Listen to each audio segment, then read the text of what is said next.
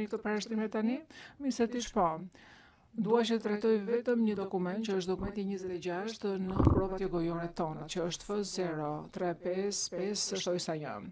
Prokuroria thotë që përmbledhja e dëshmisë që është dhënë në gjykat dhe në fakt në dokument thuhet që ky person ka folur me një gazetë dhe në të thuhet që ai flet për Novostin dhe kjo fillon në paragrafin e 2 dhe vazhdon më tej në dokument. Pra thuhet, dhe tu citoj, ka dhënë dëshmi për Novostin lidhur me bashkëpunëtorët e tij e të tjerë. Pra ky material që përfshihet ose ky informacion që përfshihet është material që i është dhënë drejt për së drejtë një gazete, dhe nuk është përmbledhje e dëshmisë që ka dhënë personi në gjykat. Ky është ndrimi lidhur me këtë dokument dhe ne parashtrojmë që ky është i pranueshëm si informacion. Dhe ndërkohë që jam këtu në këmbë, dua që të më jepni 30 sekonda që të trajtoj diçka që ngriti gjykatës si metro dje sa i takon dallimit midis konfliktit armatosur të brendshëm dhe konfliktit armatosur ndërkombëtar. Thjesht dua që të jap qëndrimin tonë për proces verbal nëse na jepni leje. Gjykatësi vetëm 30 sekonda atëherë. Misëtisht 30 sekonda do përtor vetëm. Ne duam të themi që qasja jonë dhe qëndrimi ynë është që aktualisht nuk është e nevojshme të bëhet asnjë lloj dallimi në faktet e kësaj çështje, dhe sepse fundi i një konflikti armatosur ndërkombëtar dhe fundi i një konflikti armatosur kombëtar nuk është se ka një dallim shumë të madh për arsye të kësaj çështje, sepse KFOR-i ka qenë përgjegjës për parandalimin e çdo konflikti që mund të ndodhte në Serbi dhe në Kosovë dhe për rrjedhoi përpjekjet në Serbia për të vazhduar një konflikt armatosur me UÇK-n do të shçonin në përpjekje ose konflikte të Serbisë me KFOR-in. Dhe për këtë arsye ne mendojmë që nuk duhet bërë dallime dhe nuk ka ndonjë dallim ndërmjet konfliktit armatosur kombëtar dhe ndërkombëtar. Gjykatësi Metro, faleminderit për shërimin.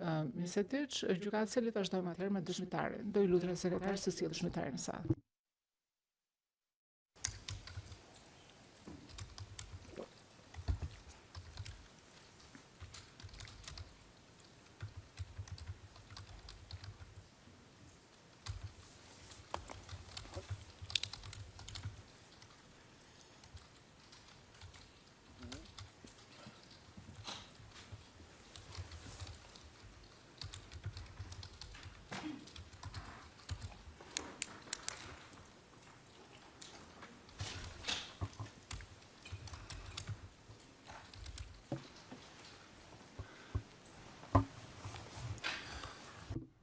Gjykatësi, mirëmëngjes dëshmitar.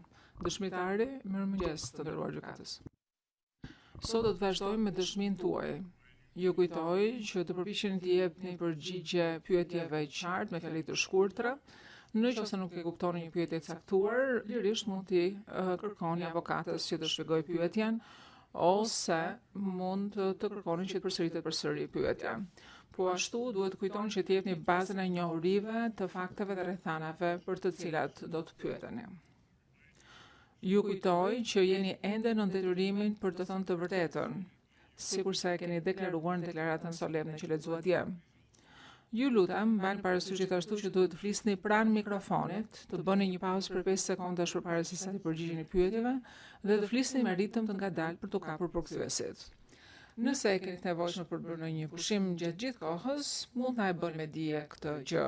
Sa për informimin tuaj, ne do të bëjmë një pushim të shkurtër prej 10 minutash në orën 10, pastaj në orën 11 do bëjmë pushimin e rregullt për gjysmë ore. Ju lutem dëgjoni me vëmendje pyetjet e zonjës Tavakoli. Zonja Tavakoli, më vazhdoni me pyetjet tuaja. Tavakoli, faleminderit nderuar gjykatës. Mirëmëngjes zoti Tërki. Dje kur mbaruam ditën, ne po flisnim për dhunën pas luftës në Kosovë. Do vazhdojmë me të njëjtën temë sot. Në paragrafin 17 deklaratës tuaj, ju keni përshkruar dhunën në verën e vitit 1999 dhe keni thënë, këtu citoj fjalët tuaja. Kishte një reagim shumë të gjerë social që nuk mund të kontrollohej as nga KFOR-i dhe as nga udhëheqësit e UÇK-s. A mund të na shpjegoni çfarë keni dashur të thoni kur jeni shprehur se kishte një reagim të gjerë social? Përgjigje. Perceptimi im, po gjithashtu edhe Perceptimi I unikut dhe I këforit ishte që refugjatët që po ktheheshin, pra që ishin refugjatët që ishin dëbuar nga forcat e Miloševićit nga Kosova në dimrin e egër të vitit 1998-99, po ktheheshin në fshatrat e tyre dhe po shikonin që shtëpitë e tyre ishin shkatruar, pronat e tyre ishin shkatruar, miqt, shokët dhe fëmijët nuk është se ishin më aty. Pra kishte nivele të ndryshme të shkatrimit të jetës së përditshme dhe të zakonshme të shqiptarëve të Kosovës. Këto ishin pasoja të rënda dhe të mëdha. Shumë prej tyre reaguan me dëshirën për hakmarrje, me mëri, me inat e të tjerë. Pyetje. Në të njëjtin paragraf ju thoni që kjo është diçka e cila është gjeneruar në nivel lokal, që ishte motivuar nga hakmarrja, nga inatat personale, nga larja e sapeve, nga vjedhje të oportuniste të pronave, dhe nga gjakmarrjet që shtriheshin në kohë ndërmjet familjeve dhe grupeve kriminale. Ti marrin pjesë pas pjese të gjithë fjalët e kësaj fjalive. Kur thoni që janë motivuar nga hakmarrja, për çfarë hakmarrje keni fjalën këtu dëshmitar? Përgjigje. Nëse do shikojmë pas ato çfarë ka ndodhur në pranverën e vitit 1999 dhe veprimtarit nuk kishin të bënin vetëm thjesht me kontrollin e qeverisë serbe, po gjithashtu edhe të grupeve paramilitare të cilat ishin zhvilluar në popullsinë serbe në Kosovë. Dhe në shumë vende, këta banor lokal serb në fakt po jepin informacion sa I takon se ku duhet përqendroheshin forcat serbe. Kjo është diçka e cila është dirigjuar kryesisht nga Ministria e Punëve të Brendshme. Ndërkohë që shqiptarët e Kosovës po dëshmonin ose po shikonin me sy të veta që po trajtoheshin në këtë mënyrë nga persona të cilët jetonin në rrethanat ngjashme në ato fshatra dhe në ato qyteza, besoj se është e kuptueshme sepse ata më pas kishin dëshirë për hakmarrje, sepse ndiheshin që ishin tradhtuar dhe ishin viktimizuar nga persona që ishin rritur bashkë me ta. Luftra civile janë brutale dhe edhe në këtë rast ishte një luftë civile brutale në atë nivel. Pyetje, kur thonin që ka pasur inate personale, larja e hesapesh dhe gjakmarrje që kishin zgjatur në kohë ndërmjet familjeve, a mund të shpjegoni çfarë doni thonë me këto gjakmarrje? Si lidhen këto me konfliktin apo jo? Përgjigje, pra duhet të bëhet dallimi dhe duhet që të referohem gjithashtu traditës së kanunit të shqiptarëve, idesë së nderit personal, rëndësisë së mbrojtjes së nderit personal. Kjo donte të thonte se kur një antar I familjes ishte sulmuar, ishte cënuar nga veprimet e dikujt tjetër në të njëjtin fshat ose në të njëjtin qytet, gjithë familja ndjente përgjegjësinë që të lante hesapet dhe kushdo që ndjente përgjegjësinë që do ta kishte mbrojtur atë antar familje, pra kishte tendencë që të përshihej në një qasje të tillë. Pyetje, një pjesë e dhunës, sipas mendimit tuaj, kishte origjinën pikërisht nga kjo situatë, sipas mendimit tuaj? Përgjigje po, dhe nuk është vetëm mendimi im, po besoj që edhe vlerësimi I këforit të unikut ishte pothuajse I njëjtë. Pyetje, kur flisni për larje hesapesh, a flisni për larje hesapesh për gjëra të cilat kanë ndodhur përpara konfliktit, jo domosdoshmërisht për incidente që mund të kenë ndodhur gjatë konfliktit? Çfarë shpjegimi keni ju lidhur me këtë? Përgjigje, në historinë e kanunit, disa prej këtyre gjakmarrjeve ose situatave të tilla mund të kenë sarafillen shumë breza më përpara. Nuk kanë të bëjnë domosdoshmërisht me konfliktin. Pyetje, shkurtimisht na thuaj pak si kupton ju kanunin. Përgjigje, theksohet shumë siguria, mbrojtja, avancimi I familjes kundër situatave jo miqësore, sulmeve nga persona të tjerë dhe familja është në bazë të gjithçkaje dhe ka rëndësi më të madhe nga çdo gjë tjetër. Pyetje, si rezultat, a pajtojnë me mua që kur vlerësohet konflikti I një vendi të caktuar të duhet merret parasysh kultura e vendit përkatës kur bëhet vlerësimi I situatës? Përgjigje, sigurisht që po. Pyetje, ju këtu përmendni edhe klanet kriminale që kryenin disa prej dhunës. nga vinin këto grupe kriminale? Përgjigje. Sipas mendimit tim, dhe sigurisht domethënë kjo mbështetet në informacionet që janë dhënë nga persona që punonin për forin, nga Uniku e të tjerë.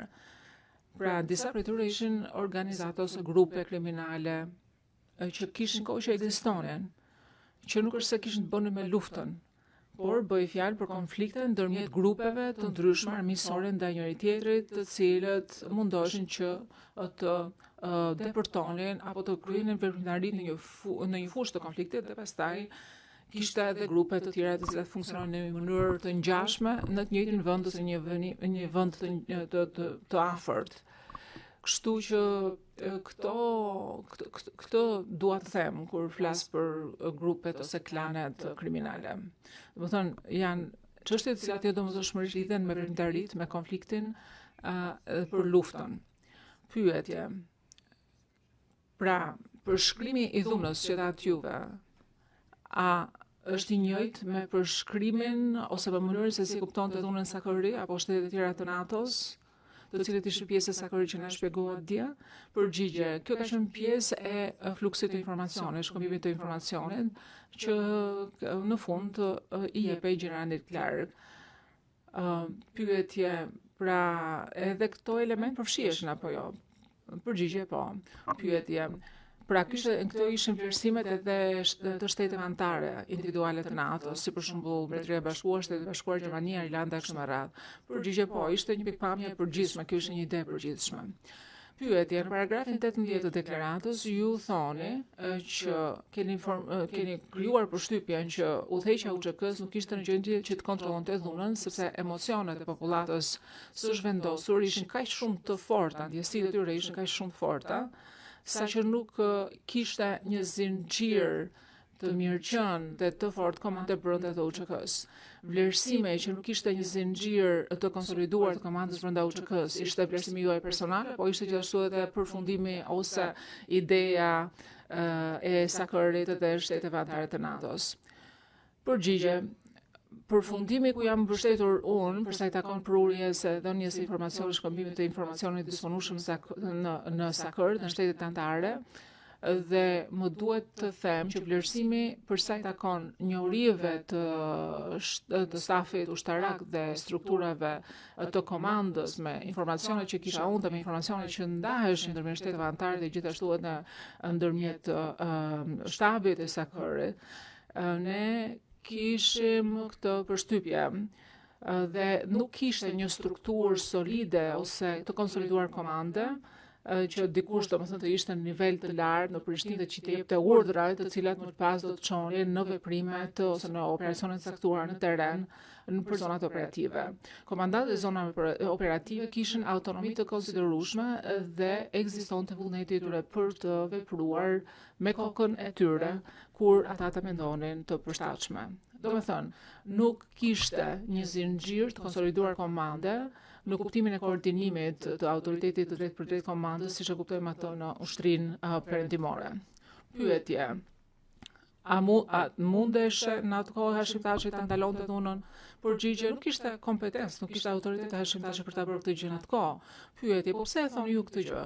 Përgjigje, sepse në ato ditë, pra pas tërheqjes së serbëve, të forcave serbe, UÇK-ja ishte në mes në situatës ku duhej që të realizonin sipërmarrjet dhe premtimet që i kishin dhënë forit së bashku me generalin Jackson.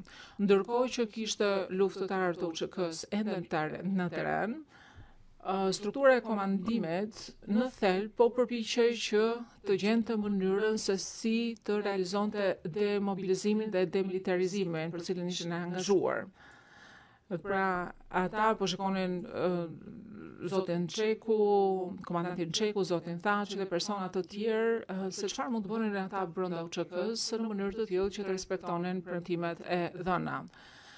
Ata gjithashtu janë përpjekur që të ndalojnë çfarë kanë parë, pra për të ndaluar dhunën që vazhdonte, por një pjesë ndërmuese, një pjesë e mirë e saj organizohej në nivelin lokal. Po dhe nuk ekzistonte absolutisht asnjë strukturë komanduese që ai mund të përdorte për të ndaluar dhunën. Pyetje: pse e cënonte ose pse dëmtonte kauzën e tyre të pavarësisë dhuna që vazhdonte të ushtrojnë në Kosovë? Përgjigje: sikur se kemi mësuar në takimin e parë me zotin Taçi dhe të tjerët, objektivi i tyre kryesor ishte pavarësia e Kosovës, pra krijimi i një shteti të pavarur.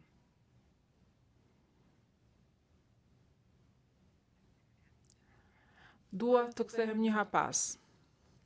Vetëm disa vite përpara se sa qeveritë perëndimore ta konsideronin UÇK-n si grup terrorist, pra kishte pak kohë kur ato e kishin konsideruar UÇK-n si grup terrorist.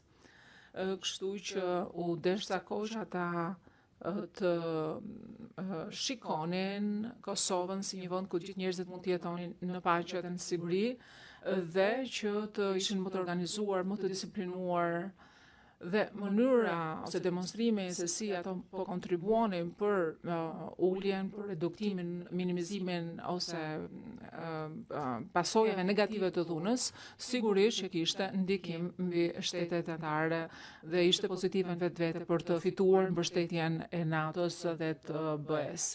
Do të thënë nuk do ishte në interesin e tyre që të jepë imazhe i dhunës vazhdueshme.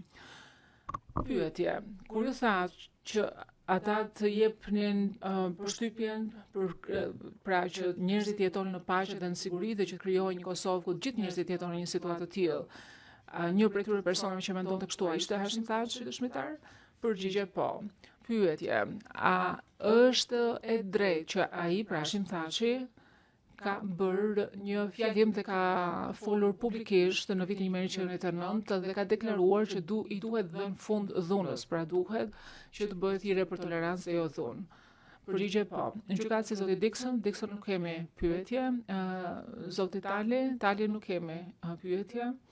Gjykatë si Smith Bajesku, keni pyetje? Pyetje: po. Mirëmëngjes zoti Durke, unë jam mentor Beqiri dhe jam profesues i Jakub Krasniqit. Kam pak pyetje për ju sot. Zoti Durke, duke u referuar deklaratës tuaj në paragrafet 15 dhe 16 konkretisht, besoj që pajtoheni me mua që situata pas luftës në Kosovë në qershor korrik 1999 ka qenë shumë kaotike apo jo? Përgjigje: po. Pyetje: sikurse përmendet sot në faqen 5 të transkriptit, mijëra refugjat u kthyen në Kosovë në çështje javësh. A është saktë kjo? Përgjigje: po. Pyetje: a mund të paraqisni në ekran një dokument me numër DHT 805? DHT 8520.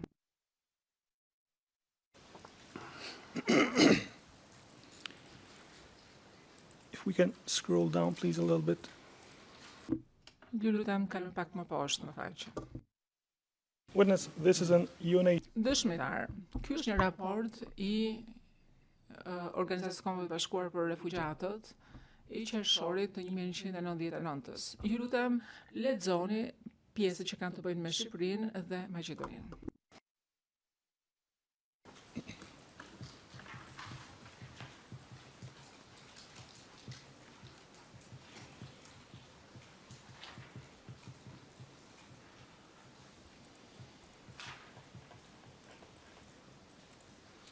Okay. Në rregull. Pyetje. Këto janë shifra të cilat janë raportuar nga Organizata e Kombeve të Bashkuara për Refugjatët. Këto shifra a përkojnë me numrin e refugjatëve të kthyer në Kosovë pas luftës? Përgjigje: po, këto kanë qenë konstatimet e KFOR-it. Pyetje: nevoja për strehim, për kujdes shëndetësor, për ushqim ka qenë një prej faktorëve kontribues për kaosin asaj kohe, apo jo, dëshmitar? Përgjigje: po. Pyetje: në paragrafin 16 deklaratës ju thoni që mungesa shërbimeve bazë dhe mungesa e funksionimit të një sistemi të zbatimit të ligjit ka kontribuar për një atmosferë të mungesës së ligjit që ka çuar më tej dhe ka frymëzuar elementin kriminal. A ju kujtohet kjo, dëshmitar? Përgjigje: po. Pyetje: tani do i kërkoj sekretarit që të paraqisë në ekran një artikull që është botuar në një gazetë. Numri i dokumentit është DJK 01075.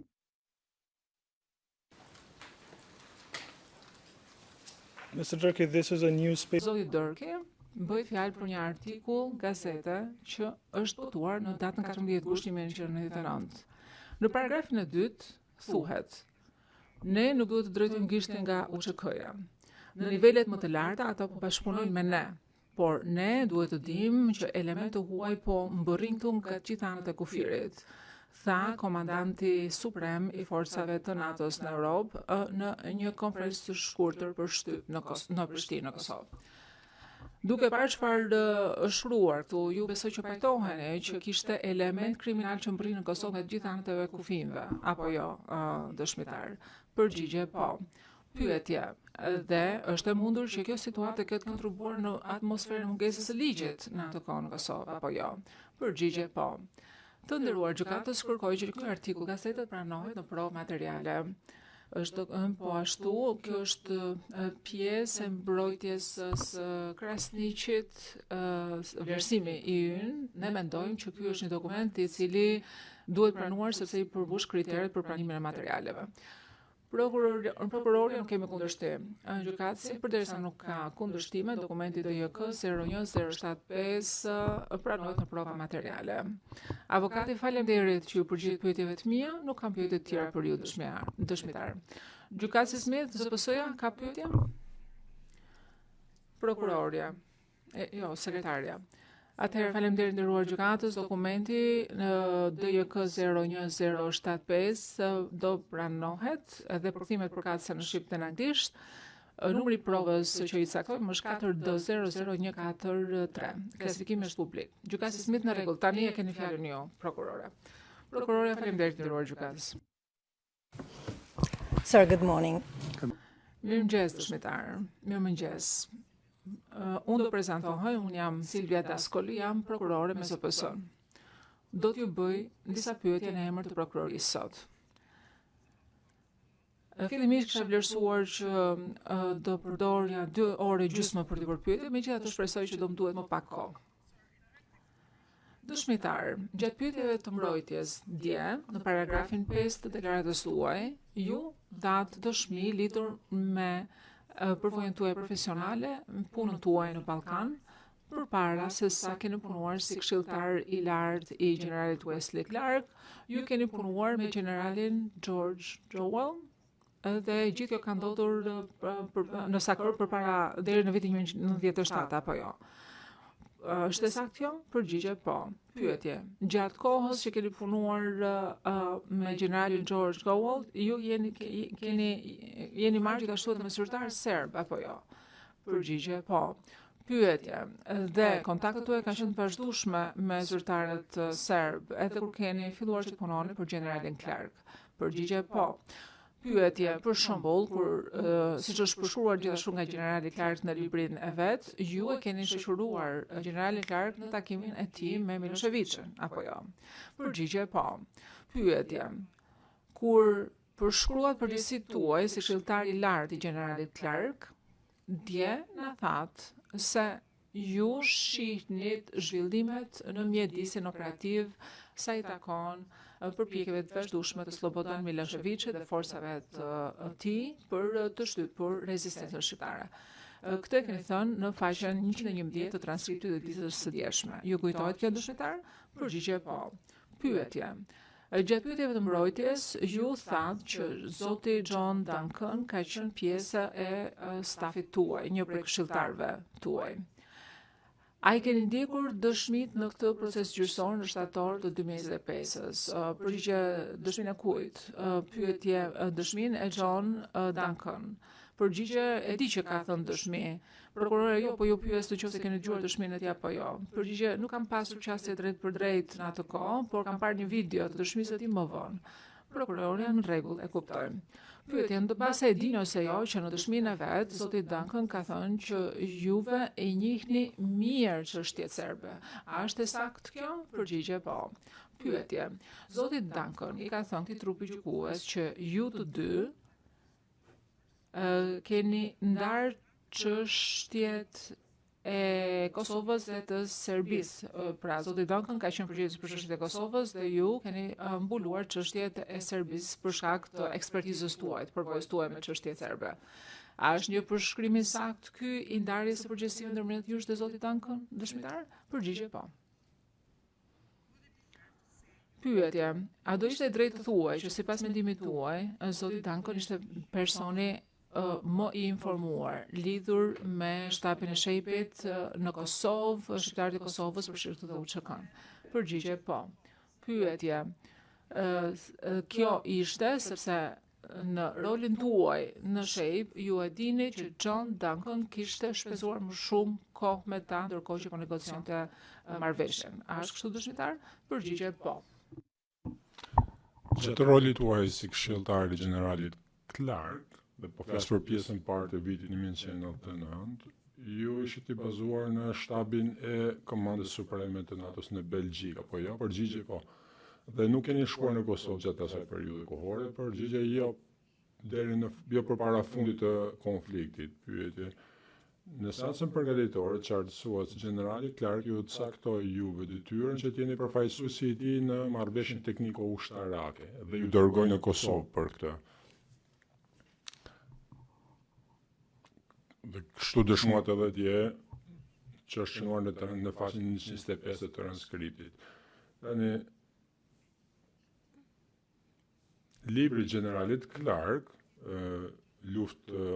bërja e luftës moderne, referenca është faqja 2H11502, në këtë libër thuhet se generali Clark ju dërgoi juve në Maqedoni që të punonit me Jackson gjatë negociatave në vijim për arritjen e marrëveshjes tekniko-ushtarake dhe përrjedhoi negociatat me serbët. Dhe kjo ka ndodhur në qershor 1999. Në buk po ashtu përmendet të thuhet se ju ishit vija zyrtare e komunikimit për generalin Clark për të lidhur me generalin Jackson. Dhe gjithashtu, në kohën kur Mike Jackson arriti të marrte në nënshkrimin e serbëve për marrëveshjen tekniko-ushtarake, Jackson ishte dërguar në Maqedoni për 3 muaj. Ju kujtohet kjo? Përgjigje po. Pyetje, besoj se në seancën përgatitore ju keni thënë se ishit në Kumanov për atë negociata, jo në Kosovë. Është saktë? Përgjigje saktë, në rregull. Pra është saktë të themi se jeni dërguar nga generali Clark në Maqedoni, jo në Kosovë, siç duket se keni thënë në deklaratën tuaj lidhur me ato negociate. Përgjigje i dislokuar, pra i dërguar në Kumanov. Po, pyetje tani në kontekstin e negociatave të Kumanovës, siç e kuptuam nga ajo që thatë ju, keni punuar me generalin Jackson. Është saktë? Përgjigje është saktë. Pyetje edhe në këtë kontekst, ju keni pasur 3 diskutime, komunikime me delegacionin serb në negociata. Përgjigje po. Pyetje dhe keni marrë pjesë në takime midis serbëve dhe generalit Jackson. Përgjigje po. Dhe përgjigje jo në të gjitha natyrisht, por në ato që ishin më publike, që është takimet më të mëdha. Pyetje dhe në fakt keni thënë në seancat përgatitore këtë gjë. Tani dërgimi juaj në Maqedoni, detyra juaj edhe atje tregon ekspertizën tuaj, por është tregues ekspertizës tuaj për çështjet që ju kanë bëjnë me serbët e Serbinë. Përgjigje e saktë. Pyetje dhe besoj se keni thënë në deklaratën tuaj në paragrafin 9 këtë gjë. Tani do të kaloj në paragrafin 12 të deklaratës dhe kjo është për t'ju orientuar paragrafi që keni ku diskutohet takimi me delegacionin e Kosovës në një vend jashtë Monsit në Belgjik. Ju keni shpjeguar gjatë marrjes në pyetje nga mbrojtja se ky takim është i njëjti si ai i datës 19 mars 1999, i cili përmendet në artikullin e BBC-s që u paraqit juve dhe mban numrin e provës materiale 12360. Tani duke parë kur shohim listën e pjesëmarrësve që renditen në këtë artikull, ju thoni se personat që njihni aty ishin zoti Thaçi dhe zoti Krasniqi. Besoj se sot tha që ka qenë takimi i parë që keni pasur me ta.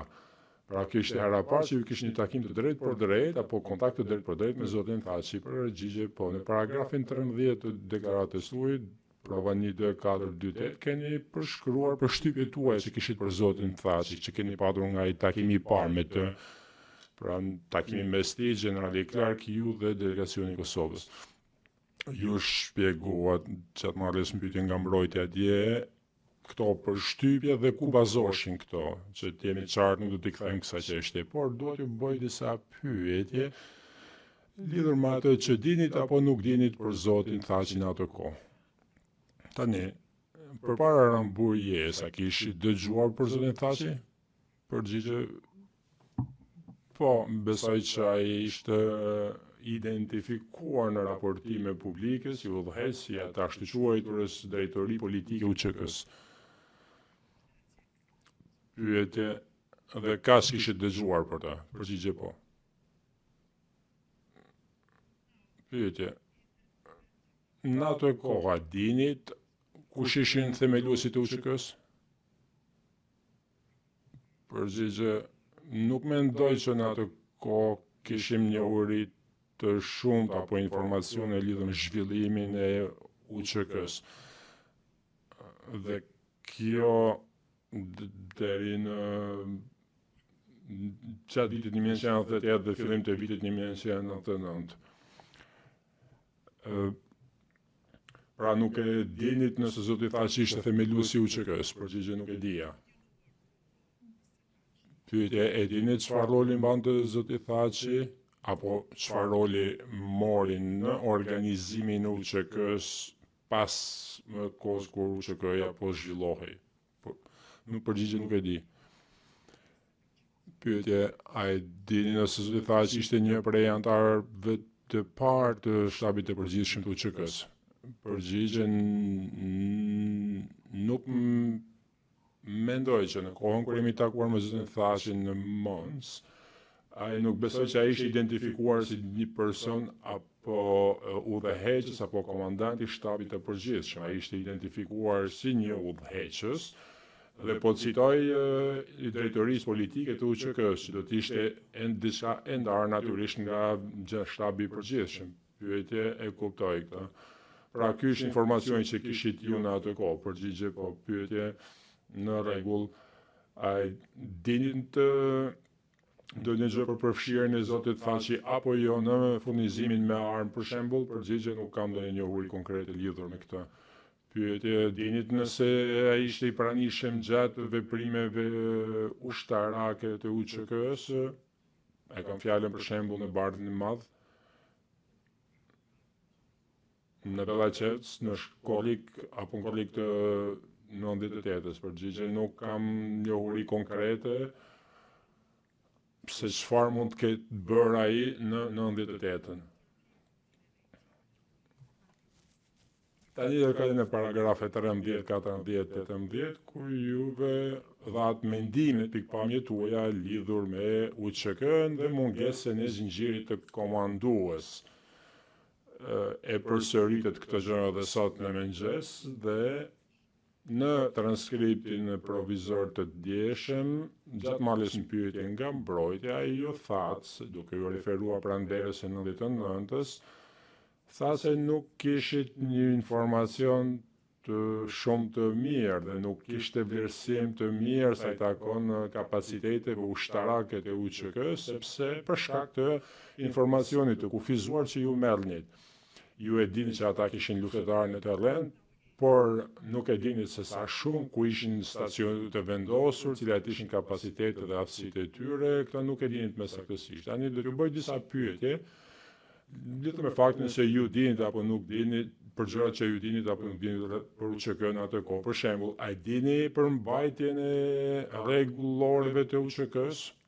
Përgjigje, mund ta përsërisni pyetjen. Pyetje, a jeni në dijen ja njihni për mbajtjen e ndonjë për rregullorëve të UÇK-s? Përgjigje, jo.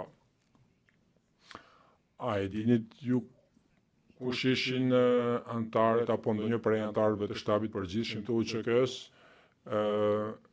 Kemi trajtuar këtë pikë lidhur me zotin Thaçi, por pyetja ime është pak më e gjerë. Përgjigje dhe keni fjalën për pranverën e 99-s, pyetje po flas në po flas për njohuritë që kishit ju në atë kohë. Përgjigje nuk mendoj se ne kishim ndonjë informacion konkret në dispozicion lidhur me përbërjen dhe antarësinë e të ashtu quajturit shtab të përgjithshëm. Pyetje, kishit qasje keni para po marrë në një urdhër të UÇK-s, qoftë në nivelit qendror apo në nivel të shtabit të përgjithshëm apo në nivel të zonës. Përgjigje ne ishim në dijeni të deklaratave publike që ishin bërë nga njerëz në emër të UÇK-s që përshkruanin atë që ata konsideronin si urdhëresa apo komunikata. Po pyetje, dhe kaq ishin njohurit apo që kishit ju në atë kohë, keni fjalën. Përgjigje në atë kohë, po, pyetje pra deklarata publike. Thjesht po lexoj deklarata publike të bëra nga njerëz në emër të UÇK-s ku përshkruan atë që ata i konsideronin si urdhëresa apo komunikata. Përgjigje, po, sepse nëse mund ta elaboroj pak, qeveritë perëndimore po zhvillonin ngadalë rrjetin e tyre të informacionit në të pjesë të ish Jugosllavisë. Pra shumë vëmendje ishte kushtuar konfliktit në Bosnjë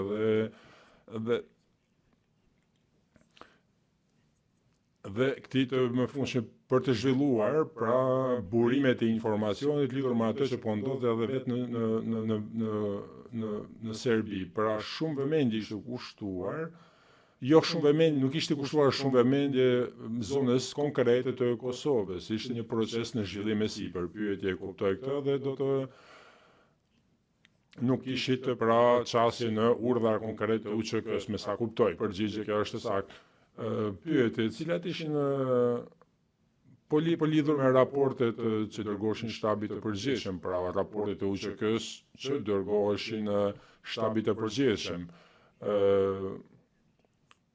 Përgjigje që sa mund të shihnim ne, pra më duhet të qartësoj raportet nga kush. Pyetje, raportet e brendshme të UÇK-s, pra raporte nga zonat, ju përmendet që ishit në dijeni të zonave operacionale të UÇK-s, komandanti i zonave. Përgjigje, nuk më kujtohet ndonjë gjë që është identifikuar si raport i dërguar nga komandanti i zonave operative tek dikush apo diçka që mund të quhej shtabi i përgjithshëm. Pyetje, ishit në dijeni të inspektimeve apo vizitave që bën të shtabi i përgjithshëm apo antar të shtabit të përgjithshëm në zonat operative të UÇK-s? Përgjigje jo.